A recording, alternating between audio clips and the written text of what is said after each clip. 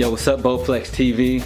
My name's Devon Boyd, also known as Poet Lyrical Instrumentalist, Professor Kadaji Cavallo from Capoeira, one of the owners and creators and founders of Arts and Lyrics, creator of BoFlex TV.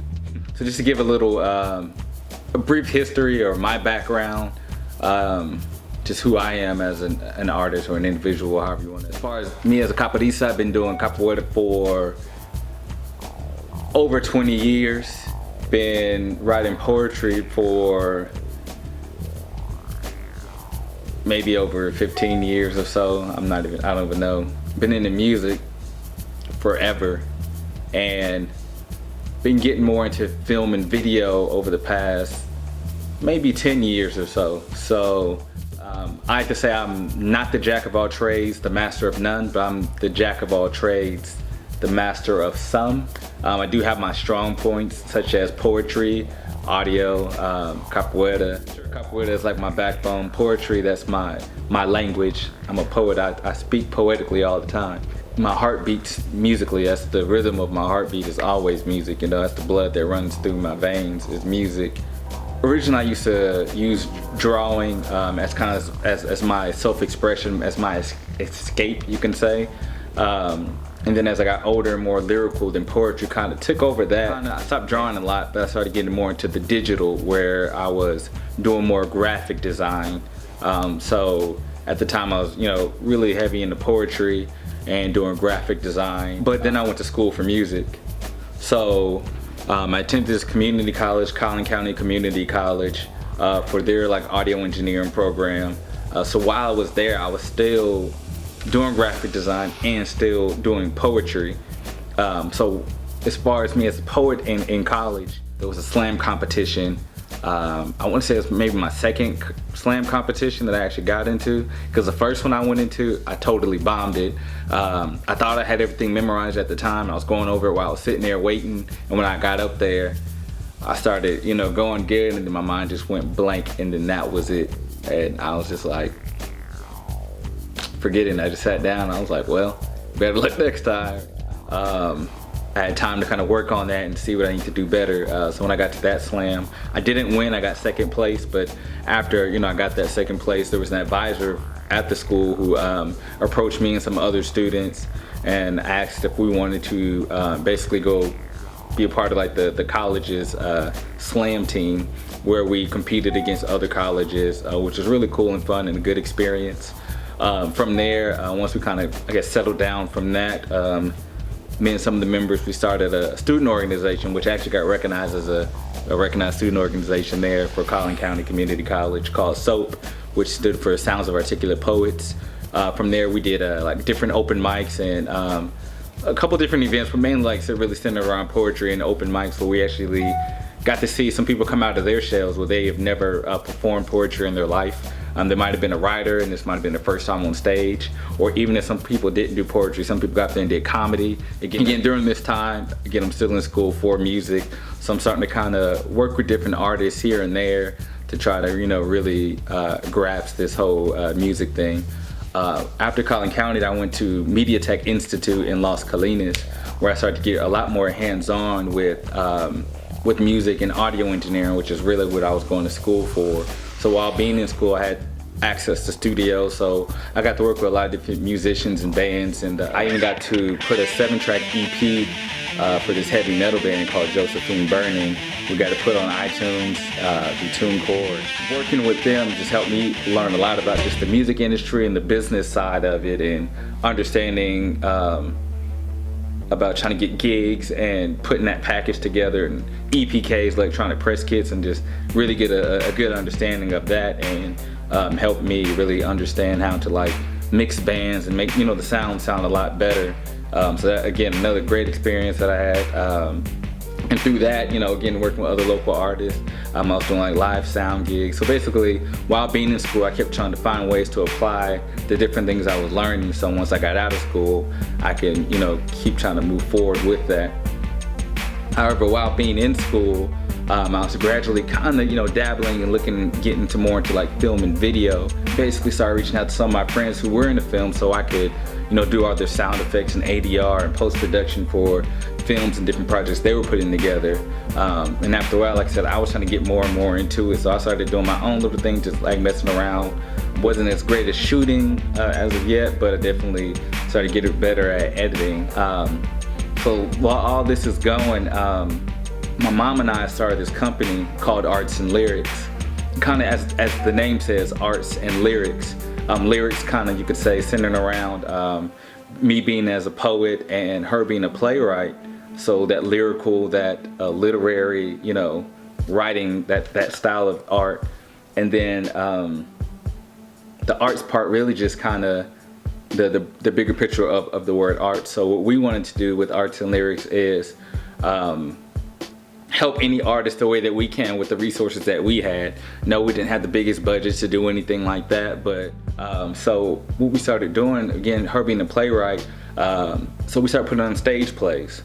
So with those stage plays, we were able to incorporate poetry, music, help people, with acting, and then you got the combined graphic design because we're putting the flyers and the brochures and the booklets together for the plays. And on one of our stage plays, we got a fashion designer to kind of show some of her work and auction off some of her things. My wife's a photographer, so we got to capture the stage plays as well as auction off some of her works. One of them we had dance in there, so again, got a dancer and she got to showcase some of her stuff within one of the plays. So again, like I said, we got to put everything and incorporate all different types of elements within our stage plays. We had our ups and downs, but again, we weren't Tyler Perry or some other big stage writers, so we gained a lot of experience doing that.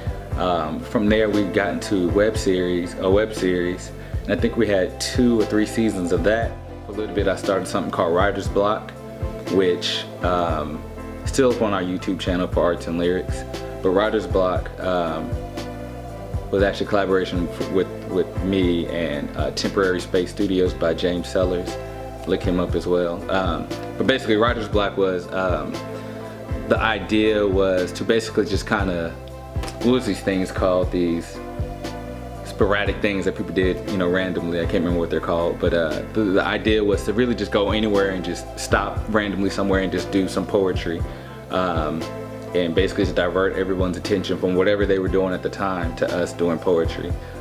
So there's a couple of times we went downtown Dallas and at the train station, and we just jumped off the train and just did some poetry, and people were kind of looking like, what's going on? And then from there, we just walk off and leave. And that idea really came from basically for just any up and coming poets and me as a poet, like anywhere that I stand is my stage. So opposed to always going to someone's open mic or a slam or something like that, I just wanted to do it wherever I felt doing it or felt like I wanted to do and express my poetry at. So I guess you can say it's one of the start of a web series in a sense. But with my poet career, that also did Writer's Block to help promote my book. So I came out with a book of poetry, my first book of poetry, and I'm in the process of trying to write another one. But it is called Pometo Philosimile. I'll probably put in the captions right here, Pometo Philosimile. It can be found on Amazon, or you can hit me up and I can try to get you a copy. Again, we're not, experienced. We're not no pros in this whole filming thing, so another great learning experience. Again, we had our ups and downs, but like from there, got to learn about lighting, sound, blurry shots, getting things in focus, and started to learn more about cameras, because now I'm starting to understand what these different things are and all that. And then my wife being a photographer and having some friends that are also videographers, starting to learn different things from them on just all things dealing with cameras, because again, I'm an audio person, so camera is not my thing. From the knowledge we gained from that, from doing it previously, now we know how the do's and don'ts, and we know how to improve and make things way better than we had them before. Again, we have a different mindset on how to do this. So with that, like I said, that's kind of where Arts and Lyrics is, and where it's constantly going. So none of the elements of what we've done up to this point is going away. again, we're still, our hearts are to try to help artists as much as we can with the resources that we have. As our resources grow, we can help, you know, more and more people that way. What is BoFlex TV? How's that fit in Arts and Lyrics? BoFlex TV is a subsidiary of Arts and Lyrics that focuses more on the visual side of things, you know. I have to give a little background on just where the name BoFlex came from. As I mentioned, my wife's a photographer, Tia Boyd Photography. Go look her up on all social media. You can go to tiaboyd.com and pull up her webpage. But when her and I were first dating, her mom, who's now my mother-in-law, her mom was saying that she called me BoFlex, and where that name came from, because back in the day, someone used to call their mate Bo, and she was saying because I always made sure that with my schedule that I was able to meet up with Tia and you know, to see her so we can hang out no matter what my hours were at my job. So she was saying my schedule, I always made sure my schedule was flexible, so she put the, you know, two together, BoFlex. So for years, even after we got married, she was calling me BoFlex. And as new family members that I would meet, she would introduce me to them as BoFlex, and people were like, that's his real name? She's like, no, his name's Devon, but I call him BoFlex, and then she would explain, you know, where it came from. People were like, oh, okay, BoFlex. So, you know, fast forwarding to more present time, I've been working with, again, one of my wife's cousins, Chuck Wavy, dope hip hop artist. I gotta check him out. Again, look him up on all social media platform. He has a few singles out on iTunes right now. He has a video out for his first single, Hair On. You can look it up on YouTube. I'll probably post that somewhere down up in here. But yeah, Chuck Wavy, again, he called me BoFlex too. So while we're doing like different content videos for him, every so often he'd be like, yeah, BoFlex TV, or he'd have it like in his hashtag BoFlex, and I'm like, after I was like, dang, I need to come out with something for BoFlex TV. So I'm like, he's saying it in his hashtag, and it might be a buzz, it might not, but I was like, let me go ahead and do something. So one night I was just up late, just like researching BoFlex, and again, this has nothing to do with the workout BoFlex or anything like that, and I made sure that there was no correlation or anything that I could use the name BoFlex TV. I made a logo of BoFlex TV, and from there, that's just kind of where it went. We did an interview for Chuck Wavy at Mark Robinson's Jeweler in Round Rock. Y'all can check that out on Chuck Wavy's Instagram page and his website, or on his YouTube page. That was like the first official interview for Chuck Wavy, as well as for BoFlex TV. And then from there, I've done like a few others, and there's going to be more to come. So the idea behind BoFlex TV is really, I guess you can say candid or grimy or just on the fly. So I want to be able to just go out to different events and just, you know, speak to different business owners, artists, athletes, or whomever who I feel like their story is interesting, and I feel like other people should hear it as well. So that's just kind of really what I want to do with BoFlex TV. And yeah, BoFlex TV.